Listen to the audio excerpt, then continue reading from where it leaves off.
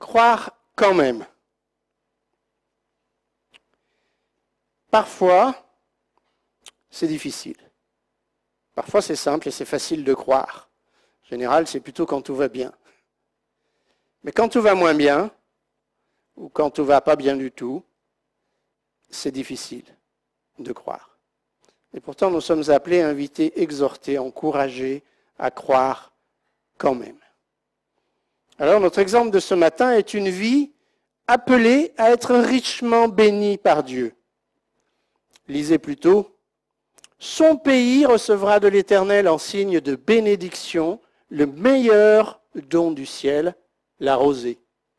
Les meilleures eaux qui sont en bas, les meilleurs fruits du soleil, les meilleurs fruits de chaque mois, les meilleurs produits des antiques montagnes, les meilleurs produits des collines séculaires, les meilleurs produits de la terre et de ce qu'elle renferme. » Si ça, ce n'est pas de la bénédiction, alors qu'est-ce que la bénédiction? C'était une vie qui était appelée par Dieu à être richement bénie. Pourtant, cette vie a connu la haine, la cupidité, la trahison, l'abaissement, le mensonge et l'injustice. Comment croire quand même, quand on en est à cocher les cases jour après jour, dans l'attente d'une libération? Quand la réalité du quotidien dément complètement les promesses que Dieu nous a faites. Bien que Dieu l'ait prévu favori, on ne peut vraiment pas dire qu'il soit parti en pole position.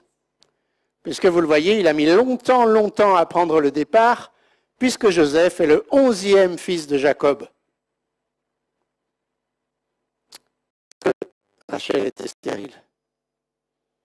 Et quand Dieu a manifesté sa grâce à Rachel et que Joseph est arrivé, eh bien, il était loin d'être en tête pour la course.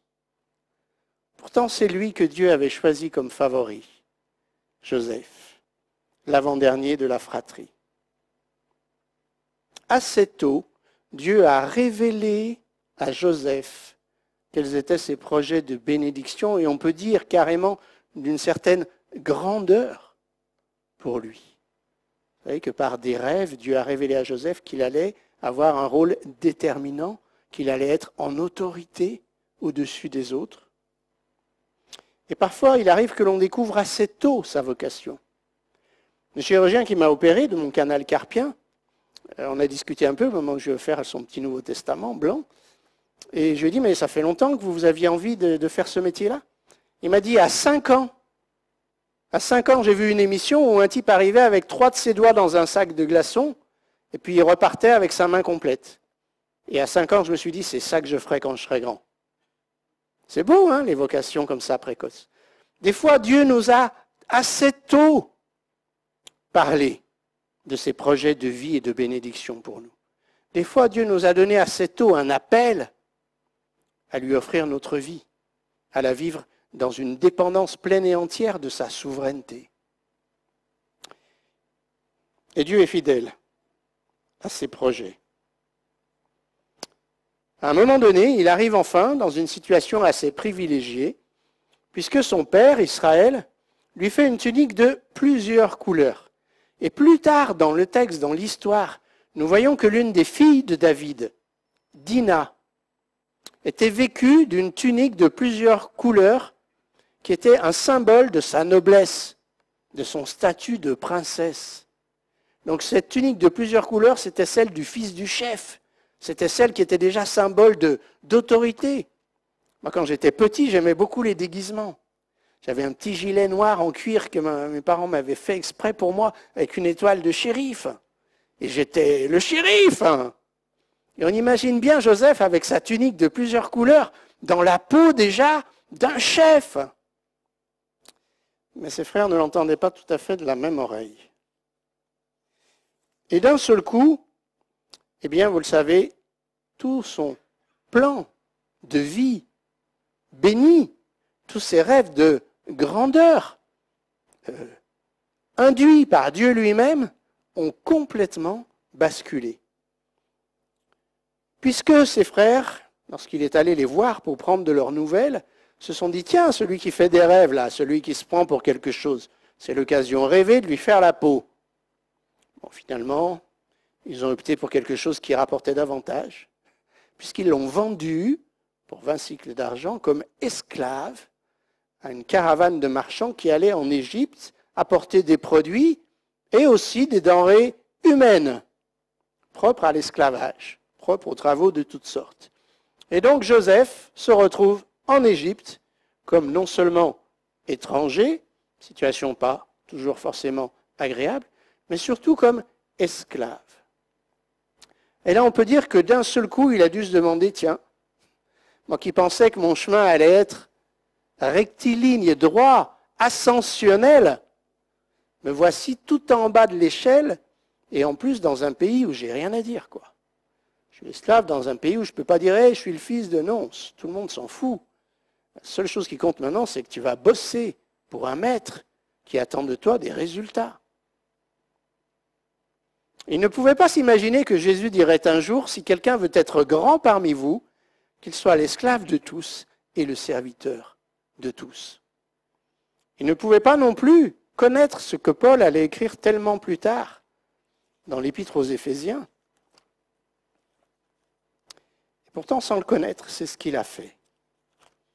Nous lisons dans Éphésiens 6, « Serviteurs, obéissez à vos maîtres avec crainte et tremblement, dans la simplicité de votre cœur, comme à Christ, non pas seulement sous leurs yeux comme pour plaire aux hommes, mais comme des serviteurs de Christ, qui font de bon cœur la volonté de Dieu.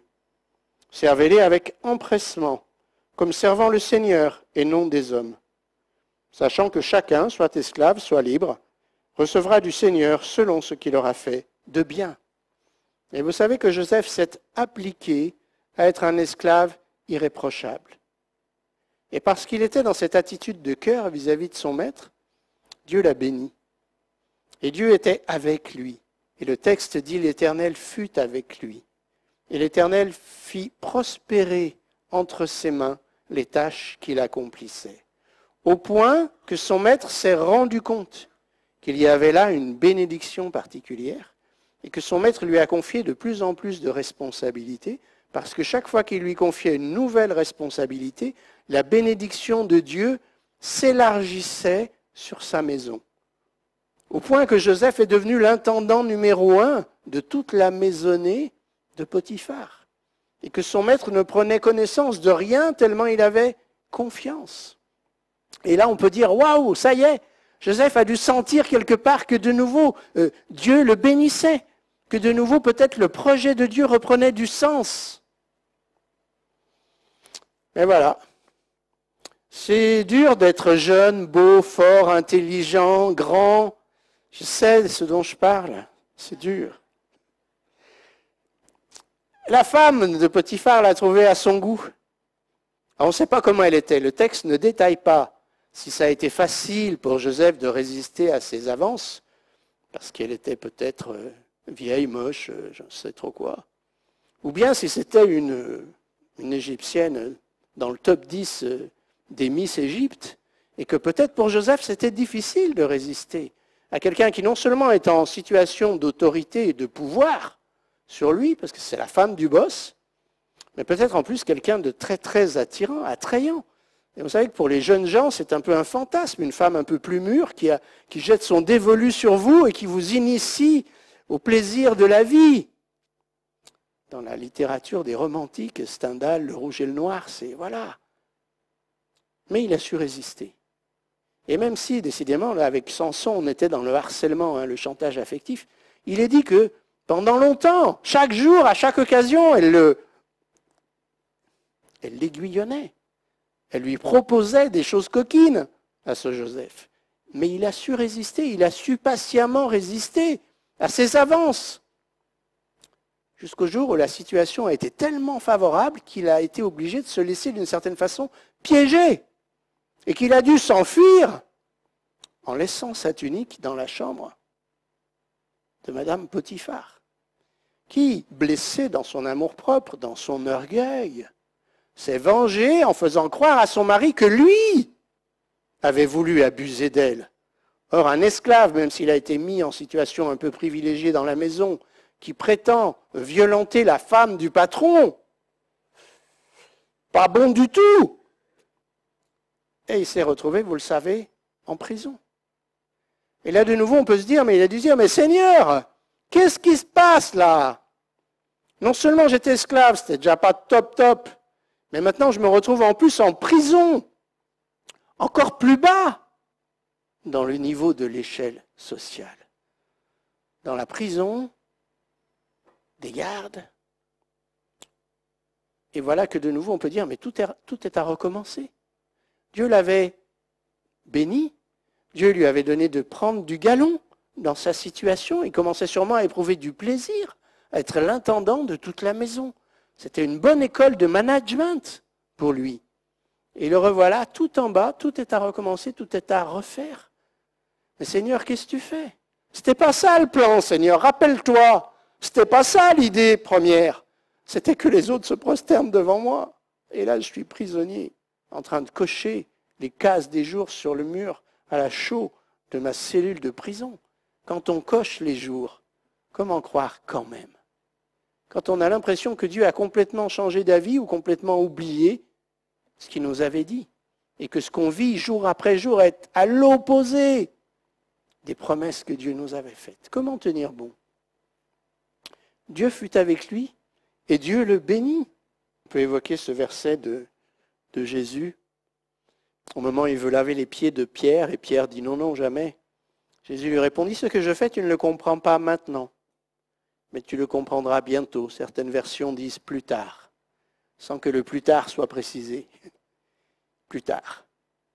Et parfois, nous ne comprenons pas maintenant ce que Dieu fait avec notre vie.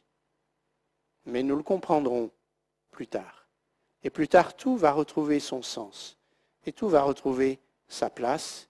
Et nous constaterons que tout a été finalement à la bonne place, au bon moment. Mais sur le coup, dans l'épreuve, dans l'incompréhension de l'action de Dieu dans notre vie, c'est vrai que ce n'est pas simple de croire quand même. De croire sans voir. Non seulement de croire sans voir, mais de croire en voyant l'inverse de ce qu'on s'attendait à voir. Et ce n'est pas simple. J'ai distribué un jour des Nouveaux Testaments à côté d'un olivier. Et j'étais de ce côté-là, à l'image de gauche, d'un olivier qui semblait avoir souffert. Et quand j'ai fait le tour et que j'ai vu le verso, j'ai vu que des élèves avaient certainement à plusieurs reprises mis le feu à cet olivier.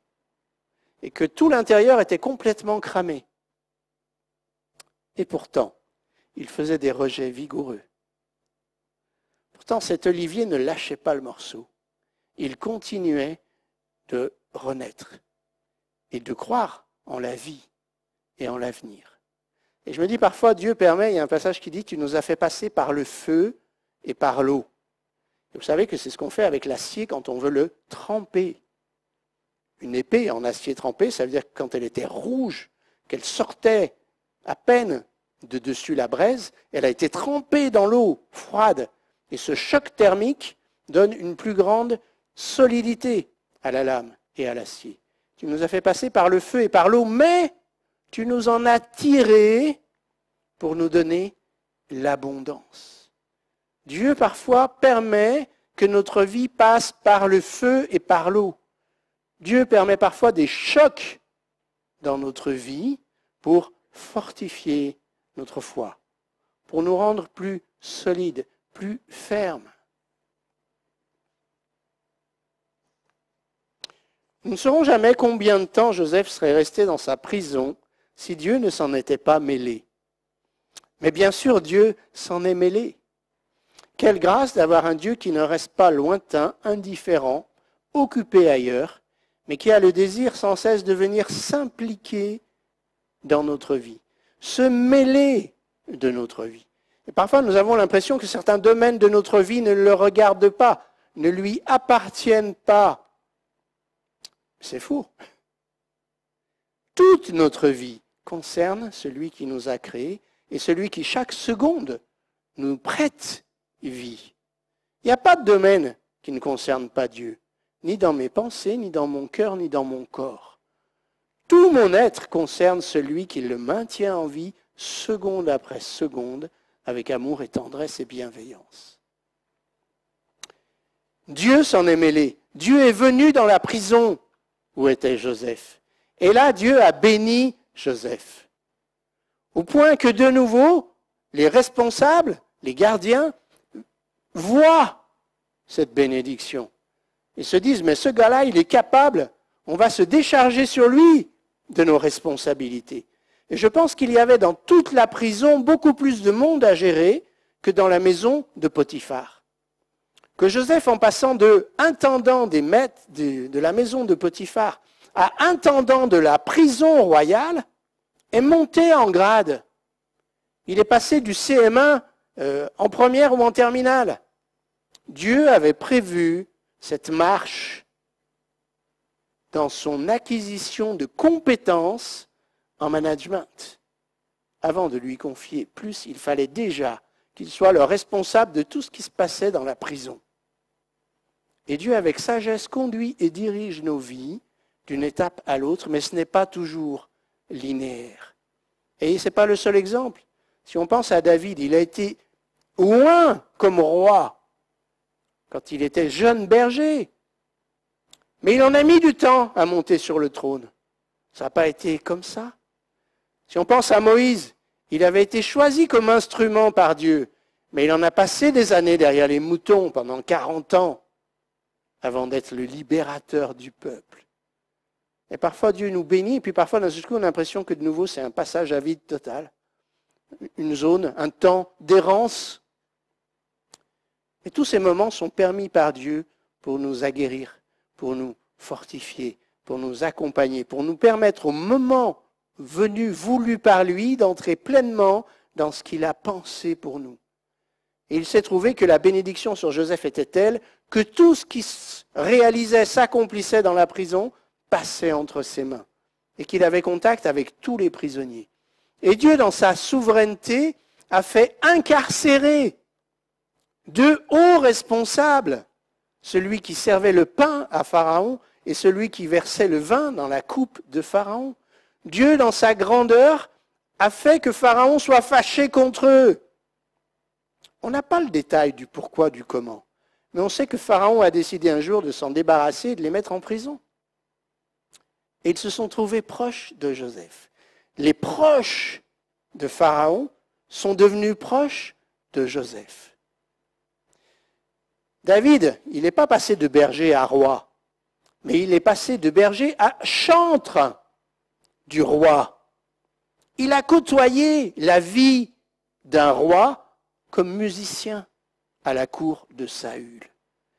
Et Dieu avait prévu cette étape pour qu'en voyant vivre un roi, David apprenne ce qu'est la vie d'un roi, avant d'être lui-même roi. Et Dieu organise et construit les circonstances et les rencontres de notre vie pour nous permettre d'une étape à l'autre de grandir et de croître dans notre dépendance de lui et dans notre capacité à vivre pour lui. Et Dieu a permis qu'il fasse un rêve, la même nuit, un rêve incompréhensible pour chacun d'eux. Et Dieu a permis que Joseph, qui s'occupait d'eux, voit tout de suite, le lendemain matin, qu'ils n'allaient pas fort ce jour-là. Il leur demande, mais qu'est-ce qui vous arrive? Mais si Joseph n'avait pas accès à tous les prisonniers parce qu'il avait été béni par Dieu et établi en responsabilité dans la prison, cela n'aurait pas été possible. Et si Joseph était centré sur son malheur, sur ses croix, sur le mur de sa prison, trop malheureux, trop centré sur lui-même et sur sa douleur pour s'occuper de la tête des autres, il n'aurait pas vu qu'ils étaient tristes, parce qu'il aurait été accaparé par son propre malheur. Mais si, même dans la difficulté, nous restons open à ce que vivent les autres, alors parce que nous savons ce qu'est la difficulté, nous pouvons les rejoindre dans leur difficulté et être à l'écoute de leurs problèmes, de leurs souffrances. Et quand chacun raconte son rêve, au miracle, Joseph est capable de comprendre le rêve, d'en comprendre le sens, parce que Dieu lui donne révélation de sa pensée et de ce pourquoi Dieu a permis que ces deux-là fassent un rêve. Et Joseph leur explique le rêve, et vous savez que le rêve se réalise, il y en a un qui perd la tête, hélas, il est raccourci d'une tête par Pharaon, et l'autre est de nouveau élevé en dignité et continue à verser le vin dans la coupe de Pharaon. Et bien que ce ne soit pas lui qui boive le vin, eh bien il oublie aussitôt que Joseph lui avait dit, surtout quand tu seras rétabli, pense à moi. Rappelle-toi que je t'ai donné un coup de main, que je t'ai aidé à comprendre ton rêve, que je ne demande qu'à sortir de ce coin où je... Il a passé des années en prison. Et à ce moment-là, l'espérance revient. Joseph peut-être arrête de cocher en disant « c'est plus la peine, après-demain je sors ». Parce que les chansons du roi vont parler de moi, en bien. Et que sûrement il va m'aider à sortir de là. Un jour, 2 jours, 3 jours, une semaine, 15 jours, 1 an, 2 ans. Waouh! De nouveau. Comment croire quand même? Alors qu'il avait pensé que peut-être Dieu avait manigancé tout ça pour l'aider à sortir enfin de prison. Et voilà qu'on l'oublie de nouveau. Voilà que de nouveau, il n'est qu'un simple prisonnier qui s'occupe des autres, certes, mais qui n'a aucune espérance de sortir. Parce que si ça ne s'est pas fait en 1 mois, 2 mois, 3 mois, forcément c'est que l'autre il a oublié. Ou que même si l'autre l'a dit, Pharaon a complètement oublié. Parce qu'il a d'autres soucis en tête, il est Pharaon, roi d'Égypte. Alors comment croire encore? Comment croire quand même? Quand le temps passe lentement et que rien ne change, apparemment. Mais vous le savez, Dieu n'en est pas resté là. Dieu a donné un songe à Pharaon. Mais si Dieu n'avait pas donné des songes à ces 2 proches de Pharaon, ça n'aurait eu aucun sens que Dieu donne un songe à Pharaon. Il a fallu que Dieu fasse rêver les 2, et surtout celui qui est resté en vie et qui a continué de servir Pharaon, pour que quand Pharaon à son tour fasse un rêve et soit dans l'incapacité d'en comprendre le sens, celui qui était vivant et à son service lui dise « Tiens, au fait, ça me rappelle quelque chose !» Pense bête. Mais c'est bien sûr, il y avait l'autre là, le petit juif en prison, qui avait été capable de m'expliquer mon rêve, et non seulement il avait été capable de m'expliquer mon rêve, mais ce qu'il m'avait dit, c'était réalisé au détail. Et pour l'autre aussi d'ailleurs. Oui. Et voilà qu'enfin, tout ce que Dieu avait mis en place se met en place, se concrétise. Que d'un seul coup, hop, vous savez, quand j'étais jeune manipulateur radio, j'étais photographe amateur et donc j'avais à l'époque encore les bains, révélateur, fixateur, rinçage, tout ça, et je mettais le papier blanc dans la cuvette et d'un seul coup, l'image apparaissait. Miraculeux. Bien d'un seul coup, des fois c'est comme ça. D'un seul coup, mais c'est bien sûr, mais c'était donc pour ça que tout ça s'est passé. Pour qu'au moment où Pharaon fasse son rêve et soit dans la perplexité la plus totale, et en parle autour de lui, quelqu'un se rappelle qu'il avait vécu ça et qu'un certain Joseph en prison lui avait donné la solution à son questionnement. Et voilà qu'enfin, Joseph sort de prison. Mais après tellement d'années où il a fallu croire quand même, croire sans voir, croire en voyant l'inverse de ce que Dieu nous avait promis, mais se cramponner avec foi aux promesses de Dieu, parce que Dieu est fidèle à ses promesses toujours. Et voilà que Pharaon fit monter sur le char qui suivait le sien, Joseph, et l'on criait devant lui, « À genoux !» C'est ainsi que Pharaon lui donna le commandement de tout le pays d'Égypte. Et là, le rêve s'accomplit vraiment. Là, Joseph est dans la situation que Dieu lui avait révélée quand il était encore un gamin. On se prosternera devant toi. Et là, Joseph comprend que toute l'histoire était conçue et réalisée par Dieu lui-même.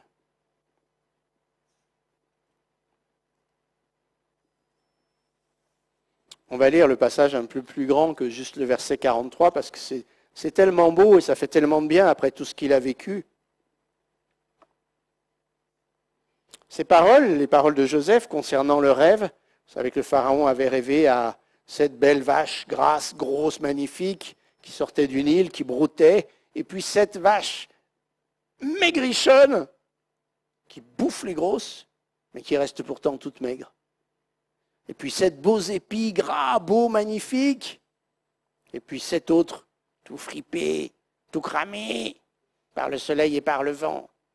Et puis Joseph lui dit, 7 années d'abondance suivies de 7 années de famine. 7 années de famine tellement terrible qu'on oubliera toute l'abondance. Donc ça serait peut-être pas mal pendant les années d'abondance de stocker. Parce qu'après ça va être dur si on ne prévoit pas, si on n'anticipe pas. Et là-dessus, Pharaon lui dit, mais ce que tu as dit m'a plu. Trouverions-nous un homme comme celui-ci, ayant en lui l'Esprit de Dieu? Et Pharaon dit à Joseph, puisque Dieu t'a fait connaître toutes ces choses, il n'y a personne qui soit aussi intelligent et aussi sage que toi. Je t'établis sur ma maison, et tout mon peuple obéira à tes ordres. Le trône seul m'élèvera au-dessus de toi. Waouh! Mais ça avait commencé par être esclave, puis intendant dans la maison de Potiphar. Et puis ça avait continué par être prisonnier, puis intendant de la prison du roi. Des étapes nécessaires pour que quand il arrive juste en dessous de Pharaon, il ait un minimum de compétences en management et en RH. Dieu n'avait pas fait les choses au hasard. Dieu avait tout organisé et orchestré pour que ses plans s'accomplissent.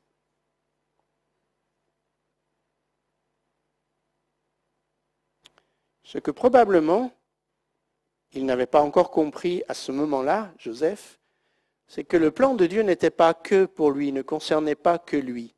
Quand enfin, après plusieurs épreuves pour amener ses frères à vraiment faire un examen de conscience par rapport à ce qu'il lui avait fait, parce que quand même, il l'avait trahi, vendu, ils avaient failli l'écharper, il fallait les amener à une prise de conscience, et Joseph s'y est employé, vous le savez, vous relirez l'aventure.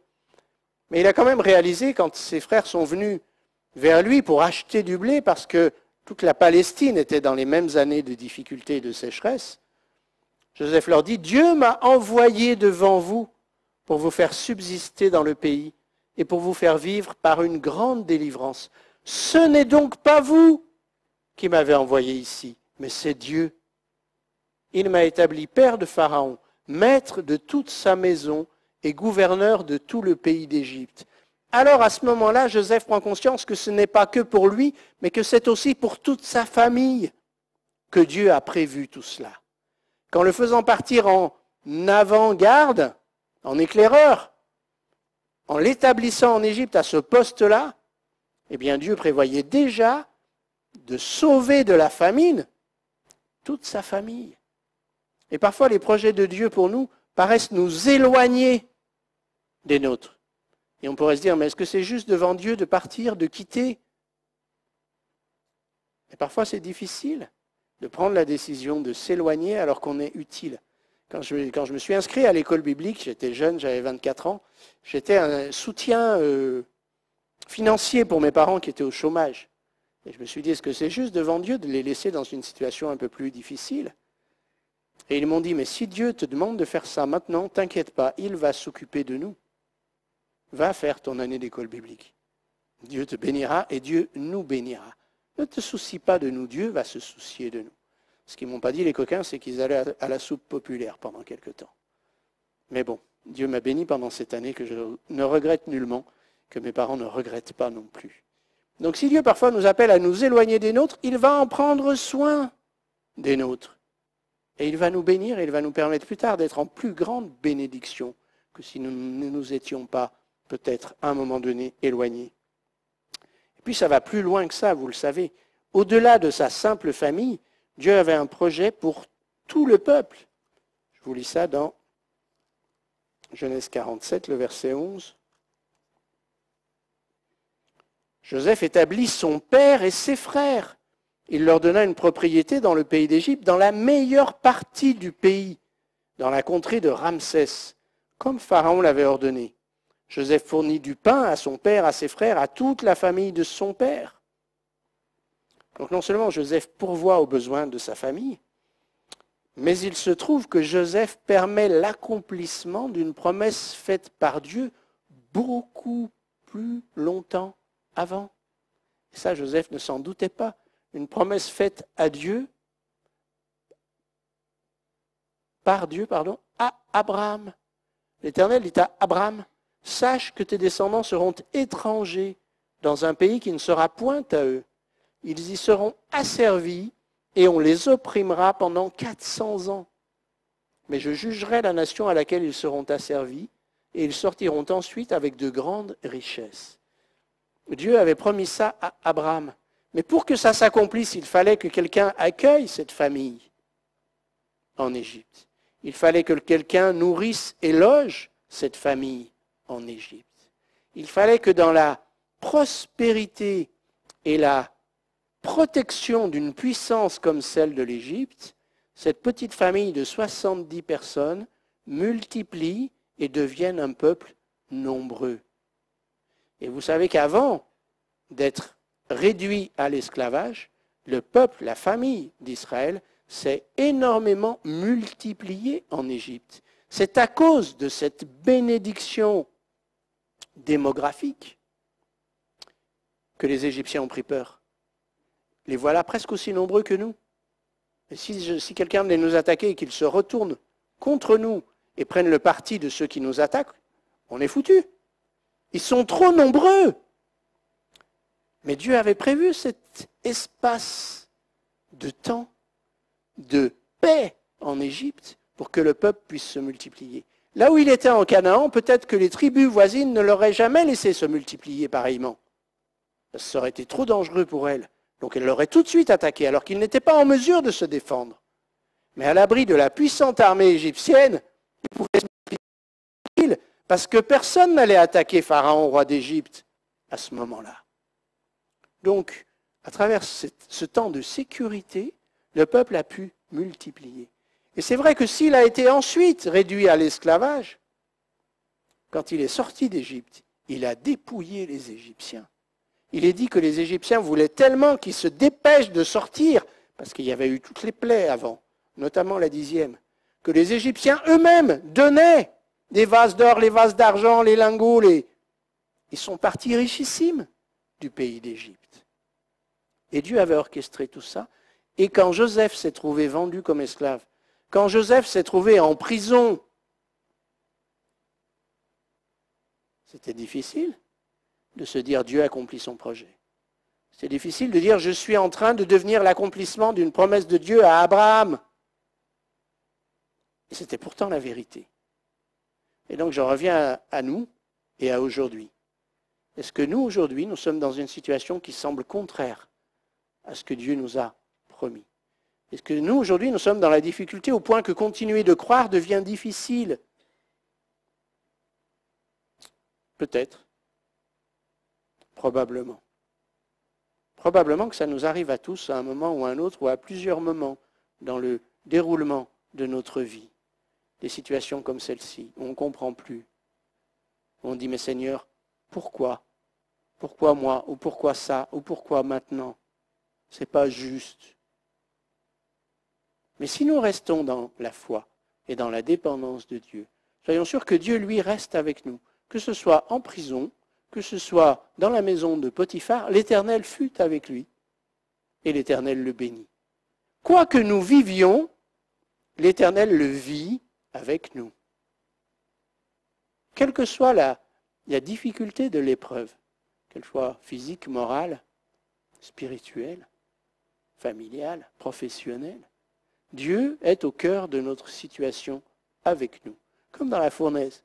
Ils étaient en train d'être jetés au feu, mais il y avait le 4e au milieu d'eux, avec eux, dans la fournaise, pour les compagnons de Daniel. Ou dans la fosse aux lions, pour Daniel. Dieu nous accompagne dans nos difficultés, quelles qu'elles soient, et il est là pour nous rendre, pour nous bénir nous-mêmes, et pour nous permettre d'être en bénédiction à d'autres, et qu'au final, son projet, son plan s'accomplisse. Ce qui est extraordinaire avec Dieu, c'est qu'il est immuable, il est éternel. Les desseins de l'Éternel subsistent à toujours, et les projets de son cœur, de génération en génération. Nous avons affaire à l'Éternel. Il est le même hier, aujourd'hui éternellement. Il n'oublie pas. Il ne perd pas le fil de ses pensées. Il n'a pas besoin d'un pense-bête sur son frigo.